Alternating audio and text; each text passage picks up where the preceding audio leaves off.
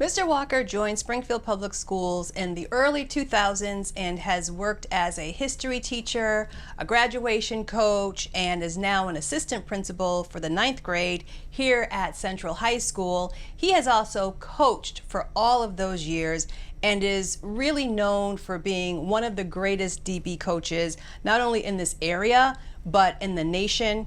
And we're here to talk about his reputation worldwide because over the summer, Coach Walker was invited to Japan to do some DB coaching. That's amazing. So we talked a little bit about how that came about. First of all, thank you for taking time out of your busy schedule to have us come here and talk to you about this. I couldn't believe when I heard that you were in Japan coaching. So tell us a little bit about who you were coaching, what team, and how that came about. So I coached the Obik Seagulls. It's a professional team in Japan, in Tokyo. I also coached at two colleges, universities. One at Hosei University, and another. Mine almost slips me. Can't think of it right now. I can't. I want to say another was in Osaka University. So you were teaching college. You were coaching college and professional athletes. Yes. Yes. I guess for our viewers who are not, familiar with your athletic background and your coaching, tell us about, what you do as a coach here at Central. Okay. So I'm a special teams coordinator. So I work with all special teams, and I coach defensive backs, typically the safeties and the corners. Mm-hmm. So he's being very modest about it, but like I said, he has become very well known and sought after for his coaching abilities. Like I said, not only here locally, but across everywhere.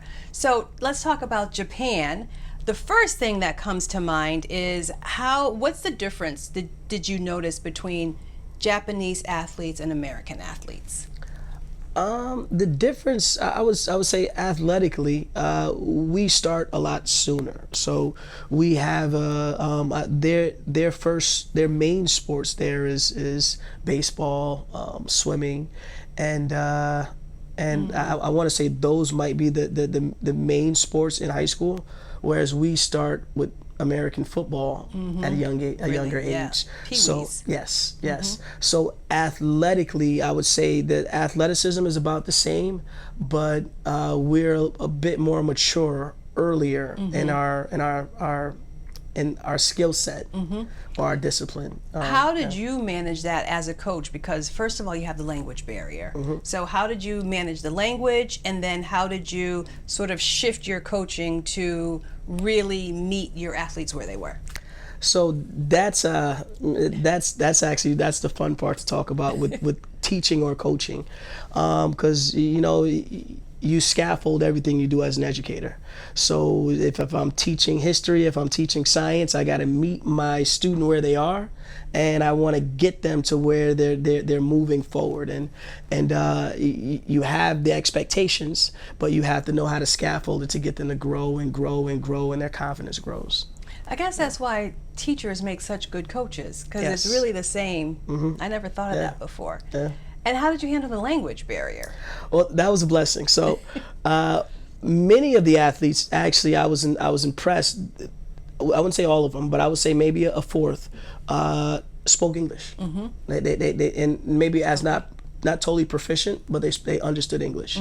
And I also had a translator. Okay. So as I was coaching, there was a gentleman who followed me everywhere I went, and he translated. And athletics, you just kinesthetics, where it's you're coaching, but you're using the body movements. Right. And I could demonstrate and talk at the same time while showing them. And so let's back up a little bit and figure out how you even got the invitation. Where were you coaching when the invitation came to you? Yes. So I actually I was coaching at the University of Massachusetts, and I had a friend reach out to me and ask me if I'd like to coach the Hula Bowl. And I'm like, oh my God, the Hula Bowl, that's an opportunity where you're coaching collegiate athletes who graduate and are planning on playing at the highest level, the NFL, and they want to enter the draft. So I'm like, yes. And then he tells me something better. It's all paid for. So I'm like, absolutely. So I go down there and I coach for the week, preparing for the Hula Bowl. And while I'm coaching, I just had different opportunities come to me. And a gentleman named Royoka, hopefully I'm not pronouncing his name wrong, Royoka, he came up to me and he introduced himself, and he had a translator at the time, and he told me he's been watching me for the week, and his team, he has a professional team who the secondary could use some support, and he would love for me to come down and coach. And I said,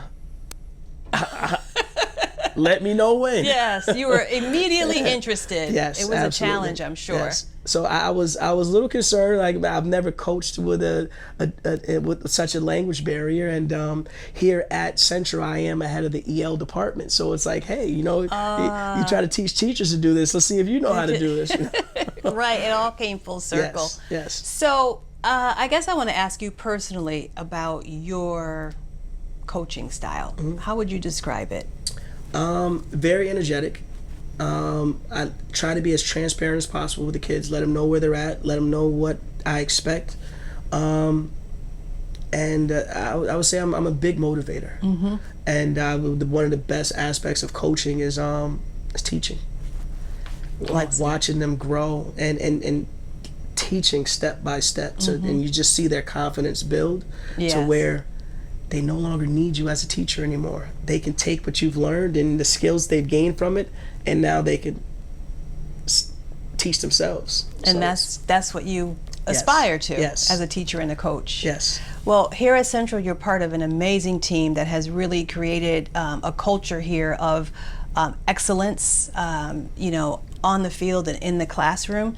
We're talking about sports right now, so I just want to talk about specifically, you coach football, and you have really started a whole legacy of students going on and getting amazing opportunities to get education paid for them, and then who knows what's going to happen beyond. So can you just talk about what it's like to be a part of that whole formula? It's unbelievable. It's unbelievable. So just a year ago, I was coaching college athletes, and some of those athletes will go on to the pros, and you have an impact on their lives. But this setting, our environment, our community, you impact so many more lives here. And in saying that, it's a surreal, it's an unbelievable experience to watch a student come in. And I'm thinking of one athlete. Actually, I'm thinking of many, but I remember one in particular who didn't play football in youth, and he got here and he could barely walk. And he's growing taller and taller. And I remember when he committed to the University of Albany. I knew who you were thinking of. and I was like, those opportunities to be an impact, to watch him thrive in the classroom and fall in love with a sport and use that sport to go to school for free is an unbelievable experience. We know that you are being recognized and called elsewhere, far, far away from here, but you keep staying home here in Springfield. This is home. This is home. I was blessed to have the opportunity to step away and come back. And I know this is where God wants me. This is my niche. Do you think you'll continue to do work coaching out in Japan? I will. It's likely I'll have the opportunity to maybe coach the Hula Bowl again, and potentially also be in Japan. Awesome. So I'm looking forward to that. Great. Awesome. Well, where you go, we go. So keep on doing what you're doing, and we appreciate you. And I thank all of you for tuning in to this episode of SPS Spotlight, and stay tuned for more information about the great things and the great people who make Springfield Public Schools what we are.